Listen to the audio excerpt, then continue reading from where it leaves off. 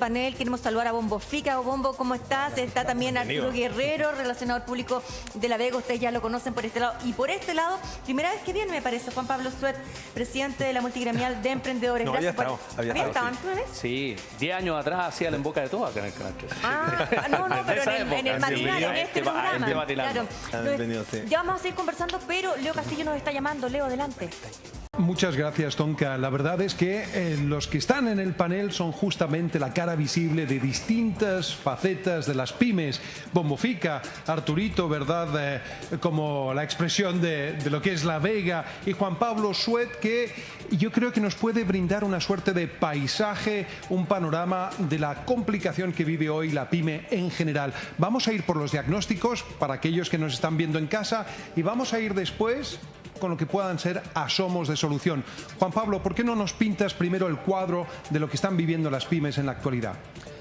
Hola, Mario. Bueno, la verdad es que hoy día las pymes están bastante complicadas. Existe 1 millón de micros, pequeños y medianos empresarios a lo largo del país. Más o menos nosotros estimamos que hoy día hay cerca de 150.000 de ellos que están pasando por un periodo muy crítico. Solamente mencionar los restaurantes, la hotelería, gastronomía, que son casi 80.000 empresas que emplean a 400.000 personas. El rubro transporte, que también está muy afectado. Y muchos pequeños comerciantes también que por cuarentena han visto disminuidas sus ventas. Por eso más o menos hoy día la crisis, dependiendo lo que dure, porque si logramos atajar el virus los primeros 3 meses, podemos más o menos llegar a 250.000 personas que podrían perder su empleo, cerca de 30.000 empresas que podrían quebrar. Pero si en los meses de invierno recrudece el tema del virus, vamos a ver aproximadamente 1 millón de personas sin trabajo, casi 200.000 micros, pequeñas y medianas empresas quebrando, puestos de trabajo que se van a perder. Por lo tanto, es muy importante las medidas que están usando el gobierno que lleguen rápido a las empresas para que puedan tener la caja para seguir pagando sueldo a los trabajadores, para que puedan pasar estos meses de crisis, y que obviamente eso tiene que pasar en los próximos 30 días, si no equivale a llamar a los bomberos el día después del incendio, y eso no va a servir porque las empresas van a estar en el suelo y los puestos de trabajo se van a ver perdidos. Juan Pablo, ¿te parece si le preguntamos entonces a Bombo Fica si tiene pega, no tiene pega, y finalmente a qué se puede acoger también como una de las pymes? Y Arturito va también con lo mismo. Bombo Fica, comenzamos contigo. Sí, un abrazo. Yo representando un poco al mundo cultural, artístico, es un tema que no se ha tocado. ¿Qué pasa con los artistas de este país? Si nosotros representamos de alguna manera la cultura social, y si bien hay un pequeño grupo que digamos está preparado para enfrentar estos meses que vienen, hay todo un mundo underground que en este momento está viviendo una situación muy, muy extrema de desesperación, o sea, que no saben cómo enfrentarlo, porque son, de alguna manera son personajes invisibles. Estoy hablando, por ejemplo, del mundo circense, que la gente no, yo que viví la experiencia, que son familias enteras que vivían del diario, de su diaria función, que hoy en día no tienen ningún respaldo. Yo quisiera a lo mejor preguntarle al profe Vidal, que es un hombre que tiene clarita la película, ¿qué es lo que puede hacer esa gente para poder pedir alguna ayuda, un sustento? Porque el mundo del espectáculo cambió. Primero que todo, la plataforma ya no es la misma, ya no nos vamos a enfrentar artísticamente como lo hacíamos antes, en teatro, ¿cierto? O en escenarios populares. No todos tienen acceso a esto del show online, entonces hay todo un mundo subterráneo, el artista popular, el que vivía de la calle, esos artistas que se ganaban el diario vivir, que es todo un mundo cultural que existe en nuestro país, esos pequeños actores que hacían sus pequeñas obras de teatro en algunos lugares periféricos. Hay toda una plataforma artística, y yo creo que de alguna otra manera alguien tiene que darle respuesta a esa gente, porque son parte de este país y son parte importante de este país, que es la cultura y es la entretención. ¿Quiere escuchar a Francisco? Francisco, ¿quiere comentar algo, por favor? Es que hay que vincularlo al tema que hablamos al inicio. Todo ese mundo... Ese mundillo. No, mundo. Y mundazo muchas veces. Qué bueno. Tiene que acogerse, en mi opinión, al último plan del gobierno, que lo vamos a mejorar en el Parlamento. Y voy a poner ejemplos concretos. En la familia dueña del circo, que obviamente no hay payaso, no hay actividad. Lo más probable que esa familia puede haber estado, depende del circo, ¿no?, en el cuarto o quinto decil de ingreso, por ejemplo, que serían 526 lucas promedio mensual familiar. Pero si esa familia se registra en el registro social de ingresos, puede acreditar que sus ingresos bajaron. Y si sus ingresos bajaron, puede acceder a esto, que si son 2 personas, el primer mes 130, 110, 91, si son 4, 260, 221, 182, esto es para el 40% más pobre. Si están bajo el 60% más pobre, 86, 73, 60, 173, 147, 121. Estos números van a mejorar en el Parlamento, porque nosotros queremos pedirle al gobierno, en el marco de responsabilidad fiscal, que aumente. El argumento lo repito por 5ª vez. El gobierno con este proyecto está gastando 900 millones de dólares, pero la partida para esta gente son 2.000 millones de dólares. Entonces es posible aumentarlo.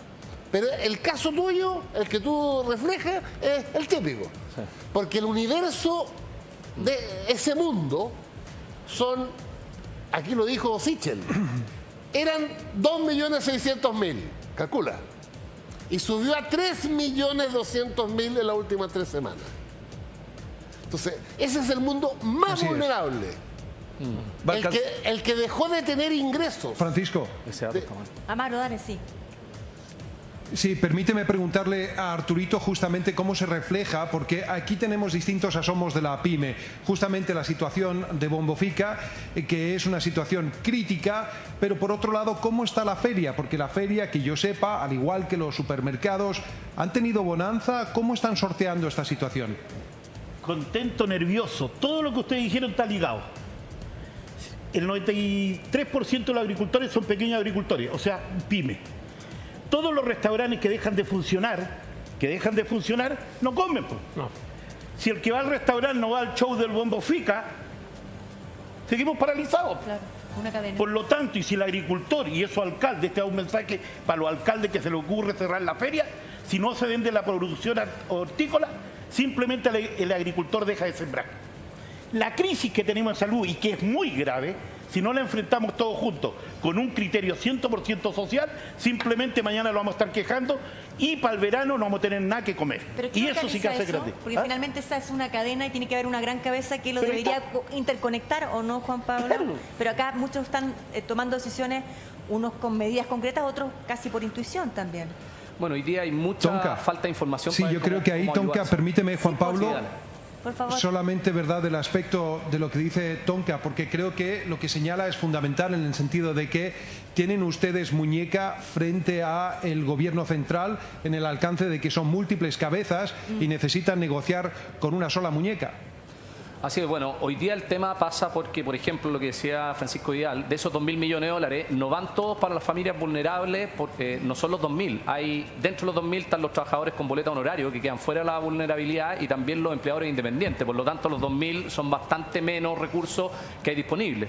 Lo segundo que nosotros también hemos planteado es que las pymes que puedan tener una cuenta corriente en el banco, que puedan ser sujetos de crédito, entre comillas, el gobierno ha prometido, entre comillas, que va a llegar a casi 1 millón de ellas, al millón de micros, pequeños y medianos empresarios. Hoy día son 760.000 microempresarios, casi 200.000 pequeños y cerca de 28.000 medianos. Pero los bancos no van a dar abasto para otorgar estos créditos. Por lo tanto, estos 24.000 millones de dólares de los créditos COVID no están asegurados que puedan llegar a la gente en los próximos 30 días. ¿Por qué? Considerando 2 cosas. La banca en promedio, en un año normal, funcionando con todas las sucursales abiertas, presta 7.000 millones de dólares mensuales. Acá le estamos pidiendo que preste 3 veces en un mes. Por lo tanto, no les da la cantidad de ejecutivos que tienen. Están muchos teletrabajando, tienen las sucursales cerradas. Por lo tanto, es una promesa que probablemente se va a incumplir. Y el problema es el número de personas. En este millón de micros, pequeños y medianos empresarios hay personas naturales, que obviamente tienen que rentar en primera categoría. Hay empresas con empleadores.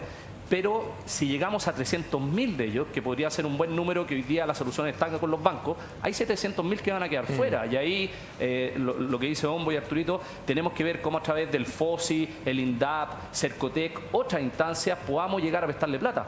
También es muy importante que hay muchos microempresarios que a lo mejor con 2, 3, 4 millones de pesos pueden pasar la crisis en los próximos 3 meses.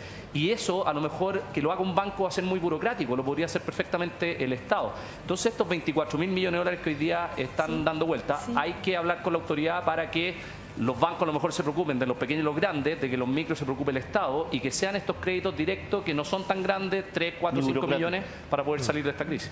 Además puede llegar a Yo pasar algo que tengo un que es dato, muy frustrante. Quisiera hacer un alcance, ya vamos, profesor, para allá, un alcance con lo que tiene que ver con la salud mental, donde creo que de alguna otra manera el mundo artístico va a tener una injerencia en lo que viene, porque si bien estamos ahora con todo el boom, esto de la enfermedad, que el miedo, el pánico y el miedo son enemigos tremendamente para la salud. Los doctores lo pueden decir. Quiero hacer una pequeña historia sobre Grecia en el siglo V a.C.